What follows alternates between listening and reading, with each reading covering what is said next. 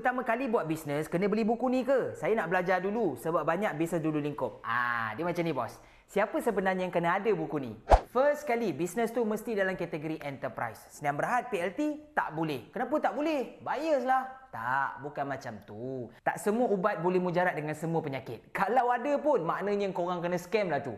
Okay, so jelas Keduanya, kalau kita tak ada pengalaman buat bisnes, bidang terjun, ataupun kita buat bisnes selama ni pun, huru-hara buat pengurusan, buku ni boleh bantu. Sebab biasanya kalau bisnes kita goyah, tak menjadi sebab foundation kita tak kukuh. Ada banyak perkara yang kita tak buat, terlepas pandang, ataupun kalau kita buat pun, salah rupanya. Yang ketiga, siapa yang ada niat nak buat bisnes, kena ada buku ni. Sebab kita nak buat bisnes ni bukan setakat daftar SSM je. Ada tanggungjawab lain yang tak ramai orang nak bagi tahu. Kami bukan sekadar bagi tahu, tapi kami bagi cara nak buat.